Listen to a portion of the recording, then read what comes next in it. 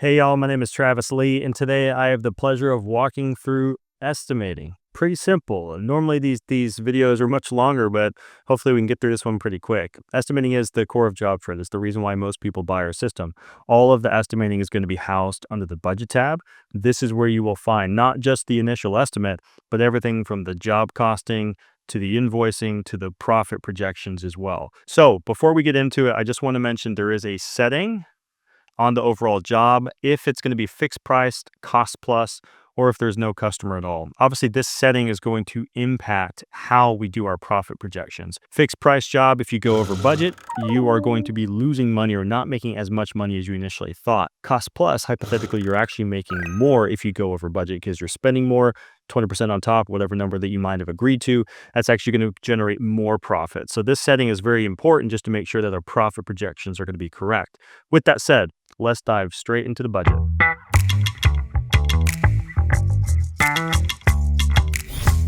The way this works is we're going to build our estimate here in this blue section off the bat. We'll get to the job costing, price, and profit projections there in just a moment. But the way you build this is by adding individual items or groups. Think of items as electrical, plumbing, HVAC, countertops, individual costs, things that you're spending money on. Ideally, you are not starting from scratch, right? If you have your own template, if you want us to pull in CSI cost codes or the NHB cost codes, or if you just want to pull from one of our templates, we have a global library right here that allows you to have a starting point, right? So if you're a remodeler, if you're a home builder, if you build pools, you can click into that section, you can look at the existing templates we have, and you can pull that in as a starting point. For the sake of the example here, let's do that. Let's just do a basic kitchen remodel, click add. This is going to ask us to map a couple fields. And then this will give us in this template at least 4 groups with a number of items under them. And so for you, you'll want to go in and customize this, right? And there's no template that works perfect for every company. So from here, you can delete items that maybe don't apply. You can insert new items on the fly. And once you're done with this, you're going to be saving this to the catalog as a future template that you can easily draw into a new job. But let's work with this example for now with this template. So you can see here, if I save, we have, again, 4 overall groups. Think of these groups as like organizational components. If you have hundreds of items, break them up, make them into smaller digestible components. It just helps organize things a bit. If I expand everything now, I can see all the details, right? The description field that we see is the scope of work. So write an essay, write everything you're doing for the customer. If you need to expand and give yourself more room, you certainly can. Obviously, this increases the height here, but we can expand and collapse that column, or excuse me, that row as well, just to kind of keep things nice and tight. This description field does transfer onto the proposal. So think of this as a one-stop shop. I have my items, I have my scope of work, and I have my cost and price as well. Moving on from there, you have a quantity and unit for every item. This is optional. If you are primarily working with subs, you just want to put lump sum costs, perfectly fine. So for design, I could say it's going to cost our company $5,000. Price to the customer is going to be $71.42. That's populating based off a 30% profit margin. So quick step back, talk about philosophy for just a moment. JobTread is very much a cost-focused system, meaning if you get your costs accurate, we're going to tell you what to charge the customer based off your goal profit margin as a company.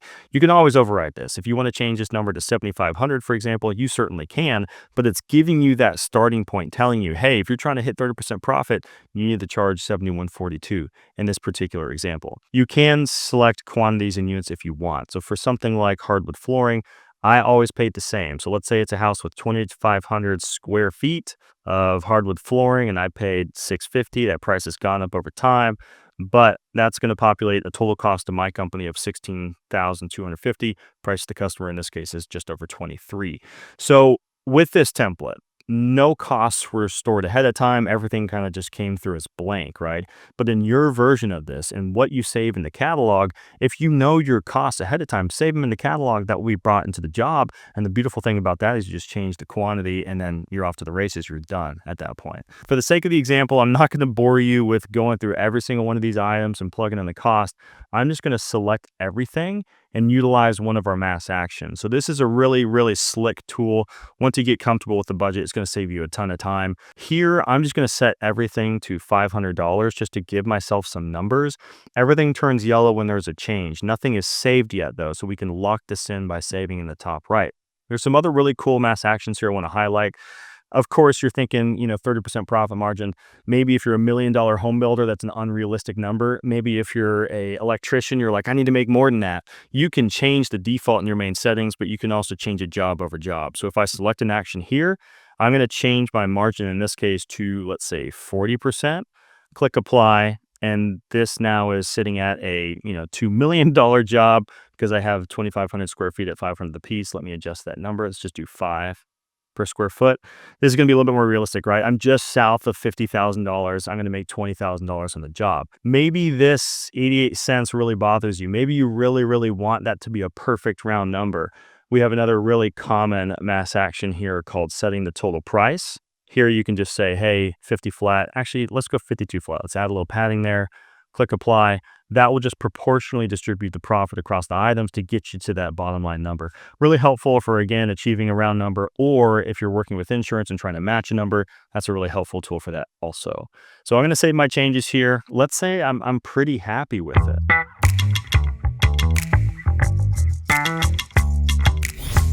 At this point, you can go and send this off in the form of a proposal to the customer, but there are so many more features within this budget. I feel like I have to mention just a few of them very quickly. So one thing I love more than just about anything is the ability to present options for the customer. So add a new group. I'm going to pull in an existing template for countertops. Good, better, best sort of situation. We have 150 square feet we need to decide, and each has a different price point, right? The reason you see a price range now is because we're providing options, right? You could do this by clicking on the group, clicking on those 3 dots, say show details, and now I've turned on where it says allow selections. 2 main uses for this. One is pick one of these options I'm presenting to you. That's what we're doing right here, where the minimum is 1 and the maximum is 1. We could also change the minimum to 0. That's fantastic for upgrades, right? Here's the base package. I can build it for this, but you can drive up the price of the project. Let them be the bad guy. Let them drive it up, but you can provide the cheaper option if they want to go that route, if they want to fit it within their budget.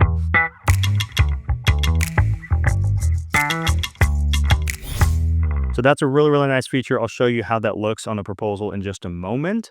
Another thing I wanted to mention, though, is that each one of the items that you create has attributes behind the scenes. So each one of these items is going to be tied to a cost code. So if you are the type of builder that builds your estimates with cost codes, the item name and the cost code behind the scenes are just going to be one and the same. We allow you to get more detailed, though, if you want. So for example, if you want to put in lumber takeoff in JobTread, you can. 2x4x8, 2x4x10, 2x4x12. All of those individual items, though, would be tied to the same cost code called framing material or something to that effect. So these backend accounting codes are important because this is also what hooks up to QuickBooks, products and services. So just keep that in mind. And then also the cost type, very important. Things like labor, materials, subcontractor costs, just organizing those into big buckets. So for example, if you wanted to filter your budget just for your materials and then print that off as a PDF, just know that's going to be an option as well. So that's the second thing I wanted to make sure I mentioned. The third thing is here under the gear icon. Really cool thing about this is, let's say you're a cost plus builder and you really talk in terms of markup, not profit margin.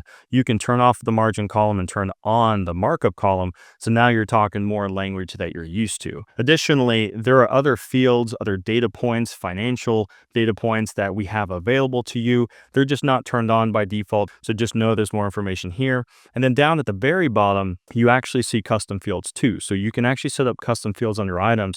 Best example is like internal notes, right? If you want to have a place where you can log internal notes, things that don't transfer over to the proposal, just create the custom field, turn it on, move it to the appropriate location in the budget, and then you're going to have everything in one place, feeling and looking the way that you really want.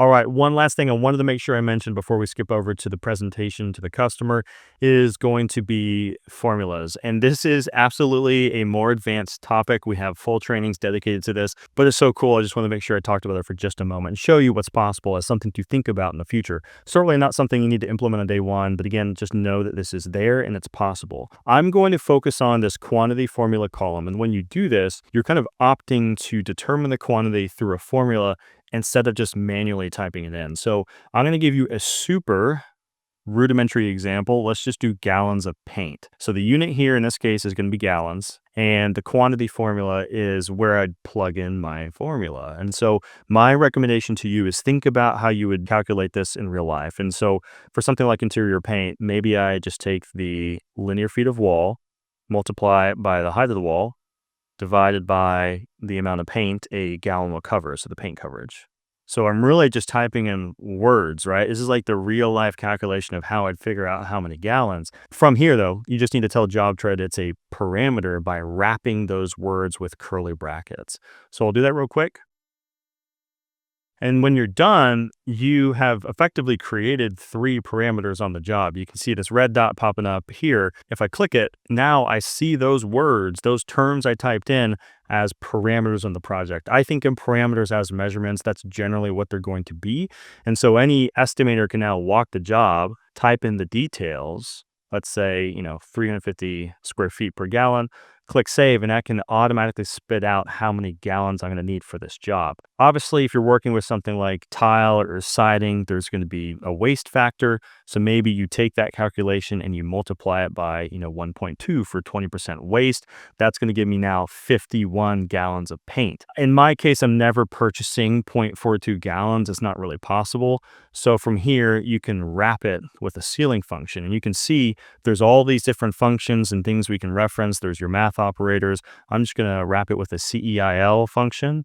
And now that's going to round up to 52 gallons just to give me the proper amount I'm actually going to be purchasing. So don't mean to overwhelm you with that. Just want to show you what's possible here. If you bake these formulas into your catalog template, all you will do is pull the template into the job. The parameter list will populate itself, and the estimator can just plug in those parameters. It can spit out the quantities automatically, and you can technically build estimates in less than a couple of minutes. The last thing that I'll mention is that this parameter list can be populated from other sources. So we have integrations with Eagle View, with Hover.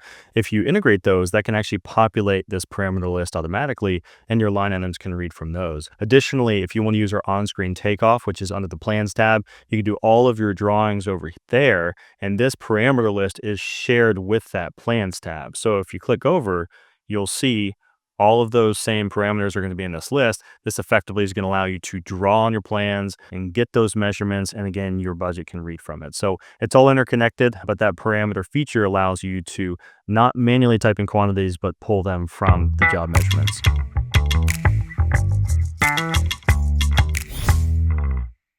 All right, moving on from here, we've gone through, we built out a pretty basic budget. We have selections built into this as well. But how do we make this real? How do we get this along to our customer? The method is going to be through this plus document in the top right of the screen. This is how we take those numbers in the budget and we can send it along to different people for different purposes. I'm going to focus on 2 different document types here. The first of which is bid requests, and then we'll dive into the customer orders. Bid requests are a really slick tool that allow you to send bid requests off to your sub or supplier asking for a price. So send the plans, what's your price for the scope of work? It's really, really easy because the vendor does not have to remember a login. They just click on the link in the email, they're automatically in there, and then they can give you a price. One of my favorite tools with the bid requests are the ability to send multiple at one time. So I fell into the habit of using the same subs for every single project that I work on, which is of course, there's a benefit to that. There's a level of trust, but also, one person specifically, their price went up every single job that I worked with them on. And it would have been nice to have a tool like this to send out to many vendors just to kind of keep the prices in check and make sure I'm not getting gouged. So big fan of that tool. But I do want to move on to the customer order. This is the contract with the client. In my example here, I have many templates, but I'm just going to focus on the proposal for now. And if I click create, this will bring the line items and the groups from my budget over into the proposal. This can be modified completely. You can see in my example here, I brought in a cover page, which is handled under this design tab. You can set up a payment schedule, but I want to focus on the level of detail because this is really what relates most to the estimating side of things. I want to make the point the level of detail that you estimate with does not need to translate that way into the proposal, meaning you can be very, very detailed in your estimate. The customer doesn't need to see that level of detail. And this is custom per project, per document, right? So if you have a cost plus contract, you might format it one way, fixed price might be a little bit different, right? So over here, you can see all these little eyeballs. These allow you to show and hide certain things. So if you want to hide line item pricing under a group, you can do that. If you want to hide the line items themselves, you can do that. If you don't want to show any detail at all, you can just top level turn it all off. So I could say none. So now you're just removing all of it. And maybe you just want to write out the scope of work. It's perfectly fine. Obviously, we're fans of efficiency. So we would say, hey, write out the item names and scope of work back in the budget so it translates onto the proposal so you don't have to do the extra work, but just know every option is available to you. And then down below, you do have those selection options that we set up, the countertop selections. You could pre-select a setting for them if you discuss this in person. Maybe this is they want to grant it. But again, present those other options to them, might as well, right? So they can help drive up the price of the job. When they make the choice on their side, that will lock in the amount, and then they'll have the option to sign. Big part of this too, of course, is the contract. So copy and paste that directly in here. That'll be in your settings under the document templates tab, but I'll save the rest of that for a different video. So that's the workflow of getting the budget into a proposal and then off to the customer. This will be sent. Eventually, this will be signed and approved, and you got the job. So at this point, under the dashboard, that's what locks in the price of the project.